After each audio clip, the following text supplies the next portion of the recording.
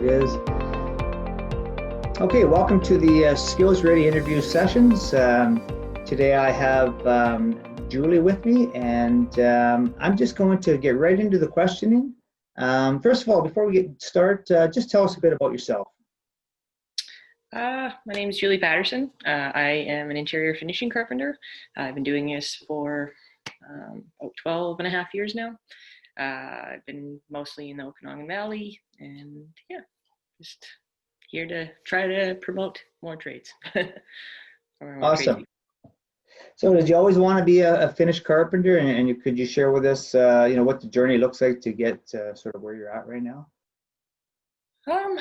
I wasn't really sure what I wanted to do exactly, but I always knew I wanted to work with my hands. And then I had an opportunity, actually right out of high school, to go clean up work sites. And as soon as I got there, I just kind of fell in love with the whole process of building and just being able to have a hard day's work and be able to see what came from it rather than staring at a file of papers. And I just never wanted to do that. So it just kind of was a natural progression for me. I managed to pick up extra stuff around there and was able to do a whole bunch of different stuff. So where did that come from? Did you have a parent or someone close to you that was in the trades, or did you take some shop classes in school, or how did you know at an early age that you wanted to work with your hands? There must have been some past experience. In high school, I took woodworking and I took power mechanics. I love my dad so much, but he is terrible with pretty much fixing anything. That's enough incentive right there to get started, right? So my grandpa actually was a furniture maker, but I never met him because he unfortunately died a couple of years before I was born. Right. But really, there's nobody in my family that was really a carpenter. I don't know. Like my mom's a financial planner, and my dad was always kind of in retail. So taking those shop classes in high school probably helped you out on figuring out what you wanted to do. It just gave you that experience, and good for you for trying different things, and that's what it's all about, right? You're not going to know what you enjoy until you try different things, and right on, good stuff. Yeah, exactly. So where'd you get your start? I mean, I know you said you started as just as a laborer, and so how did that? Where did that go from there? Well, it was actually a really good thing that I got in with who I got in with.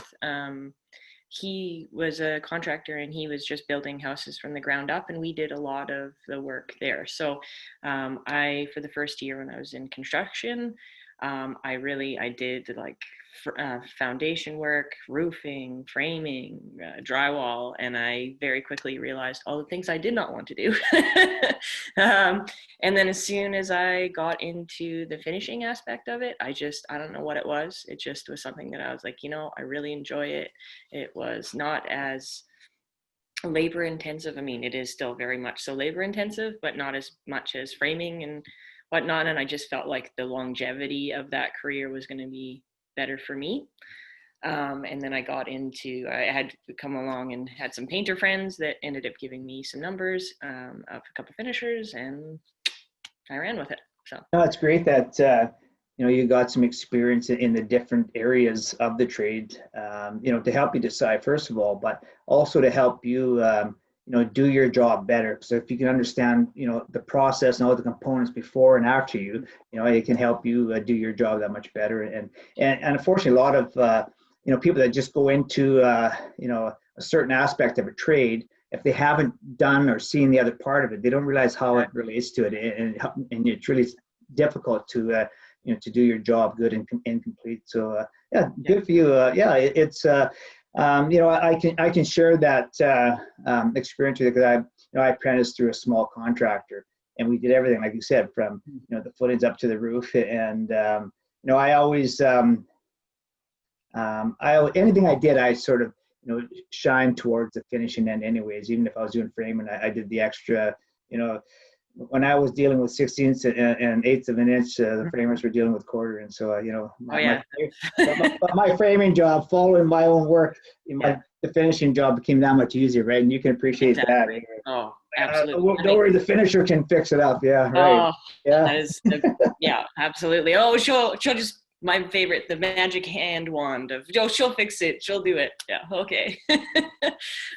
So just continuing on here, so the learning, the training process, it was, you had a bit of taste and bit of safety in high school, but so has it all been on the job training for you then, or? Yeah, I was for a while when I was first starting with Bob, the guy that I had started with. I was going to go to school there, but then when I ended up getting into with the finishing carpenter that I started with, it was just all on-site training, which honestly I really like, because I'm very much a visual person.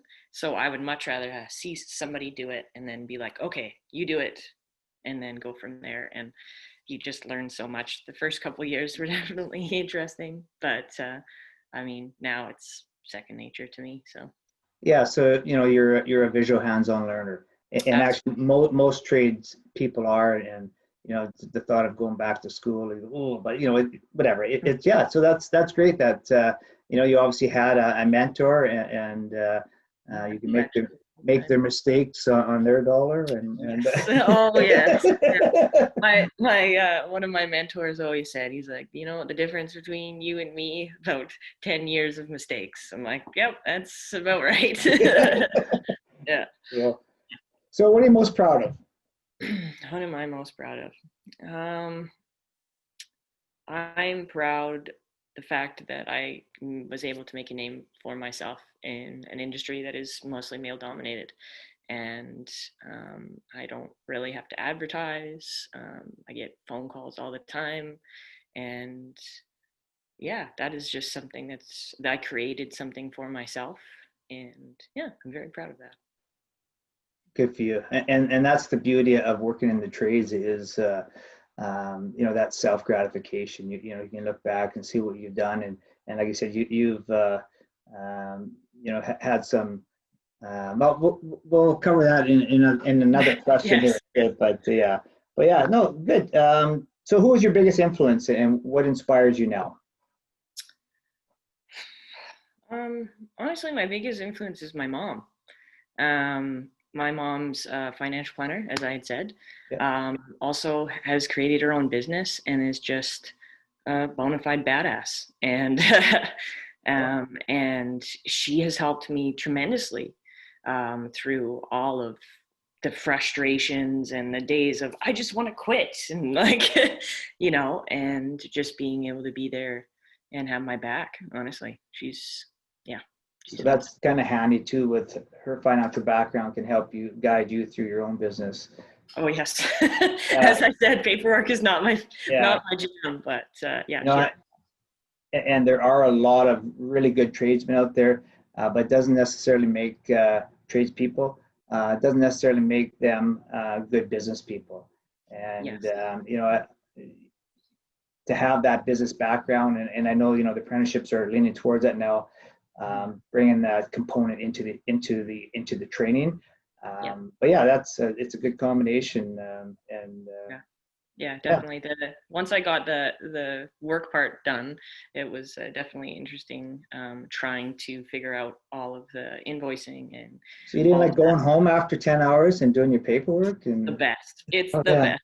You're counting and you're estimating, and they say when you're self-employed, you're so lucky you only work half days. The first 12 hours of the day, right? Yeah, exactly. Luckily I've found a good balance though, so that's nice. It's taken many years, but I've found a balance. So I'm going to bring it back to what we were talking about. Like I said, being a female in a non-traditional role, what were some of your challenges? And obviously, did you come across some stumbling blocks, and how did you get around them or over them? Or well, I've been really fortunate with people that I've worked with and worked around and for. Most people are really they just need to, you just have to prove yourself. Now, whether, you know, and that's usually with your work and obviously like a good attitude. So I've really never come across anybody that was like, oh, you can't do it because, or whatever. Yeah, most people are really great. I mean, physically it is a bit more challenging because, well, I mean, I'm strong, but you know, I'll never be as strong as a, you know, a guy roughly my same size, because, you know, that's just, We're built differently. that's how it is. But I've been very fortunate, again, like I said, with just choosing the right people to work around. Everybody's really helpful. Like, I can't lift an 8-foot solid core door by myself, and nor does anybody expect me to. They don't want me to hurt myself, and I don't want to. And that's not like, deadlifting is not what they hire me for. They hired me for being able to make things look beautiful, and I can do that. So that was definitely that's a bit of a, yeah, the physical part is a bit of a challenge, but you really have to just make sure you take good care of yourself physically and mentally, of course. But yeah. So there's a couple of things you just said, and there's one thing that you know, our organization is and the industry is preaching all the time, and it's all about having the right attitude. And I'm glad you brought that up. And it's nice to hear, you know, that things are getting better for women in the trades.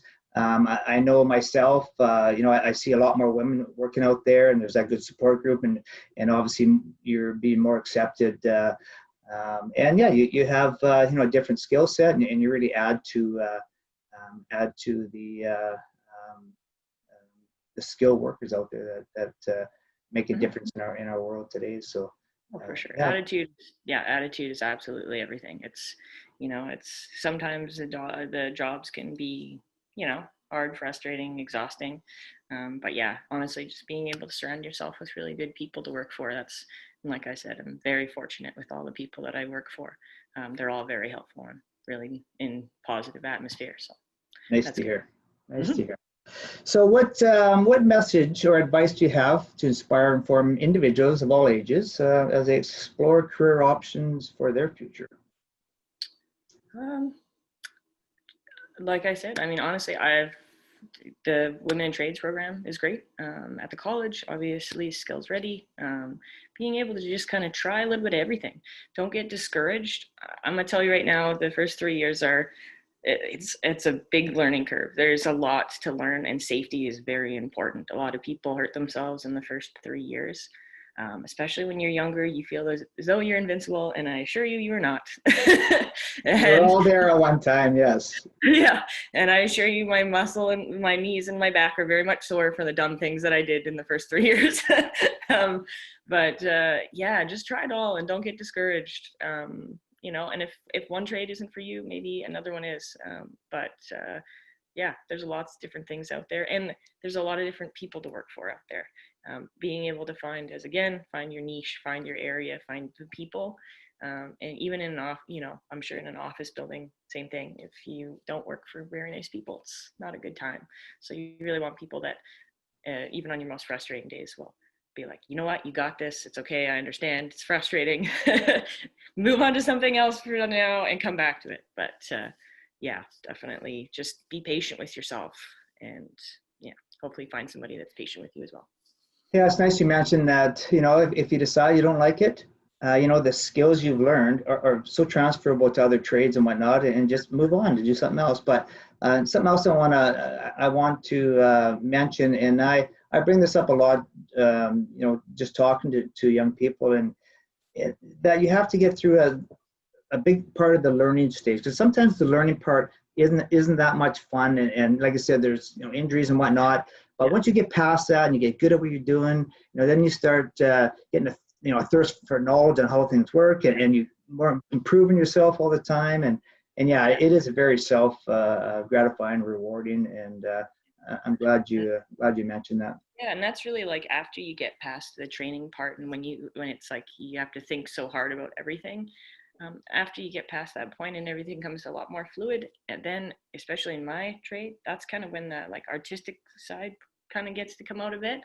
And I work with some really amazing designers that are absolutely willing to take my opinion and advice, and we can work together and make something really awesome and beautiful in the finishing, product. And so I'm happy about that. It's kind Yeah, you don't mind experimenting a bit because you know that you can how to fix Yeah. your mistakes, right? Yeah, well, that's kind of the nice thing, right? Like I have people that stuff I've never done before. People are like, "Can you do this?" And I'm like, "Yeah, sure, why not? I'll Well, figure it grab out." your book, get online, maybe, yeah. I don't know. I'll figure it out. Like, why Yeah, not? yeah, So, that's cool. absolutely. So I guess there's a question that every young person wants to know, and how much money does a tradesperson make, and is there financial security in working in the trades or the trade that you're in, or? Well, I'm going to say right now, trades, the market fluctuates so much all the time. And really, I focus on mostly on new construction. There's lots of different areas you can go into. You can do restoration work and stuff like that. That is a bit more like, because people always need renovation and restoration work. New construction tends to be, obviously, as the markets go and as things fluctuate, you have some super crazy busy years that are make you want to pull your hair out, and then you have other years that are a lot more reasonable. So there is fluctuation in the amount of work and the amount of money you make. A lot of it is pretty much how hard you want to work. But you can make anywhere from 40 to $60 an hour, depending on what you're doing. And obviously your skill set, how long you've been in it for. And again, kind of the niche area you go into. There's a lot of different types of different areas you can go into that influences the pricing of things. But again, that just comes with time and experience. So, but you gotta get there. But yeah, it depends. Pay your dues, eh? Oh yes, very much so. No, I noticed on your website that that you've expanded beyond just the trim of a house, and you've done some very nice things in like I said, allowing yourself to be creative, and so there's a lot of if there's a challenge there, it stays interesting, right? So that's and it was sure. about the you had mentioned about it could be seasonal and whatnot. I've known you for probably 10 years, and you've had a pretty good run at it because the economy, and you haven't had to leave home really much to actually stay working, which is kind of nice.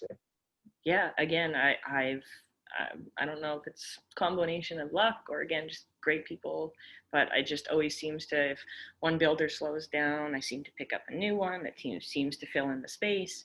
And again, it's just a lot of talking with people, getting to know people, and just filling. Well, like you mentioned before, it's about word of mouth, and it's about the quality of work you do, and your personality, and that goes. It's amazing how far that brings you in life.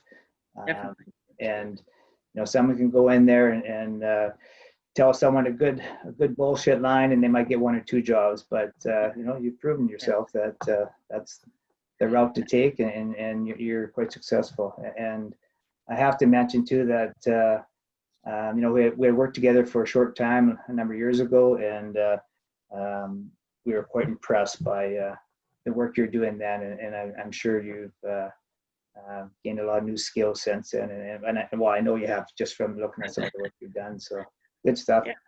Yes, well, thank you very much. I appreciate that. I need to keep up on my updating pictures and stuff online.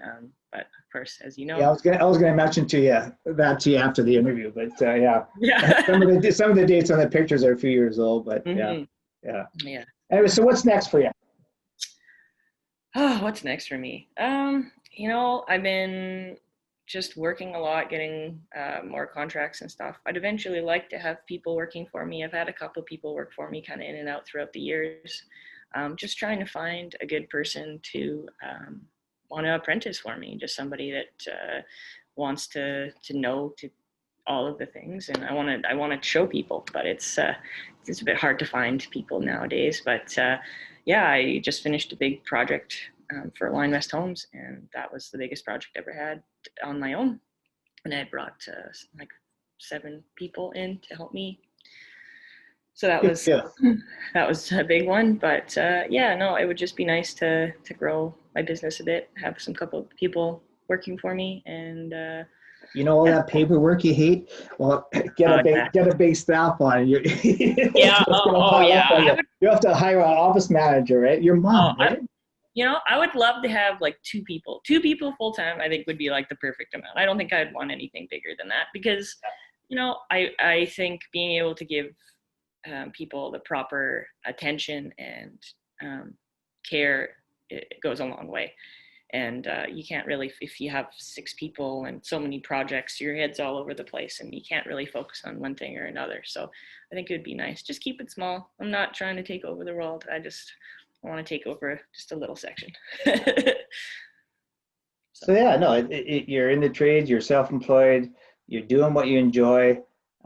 You're making a decent living, and that's what it's all about, right? You're making a difference, and you seem happy.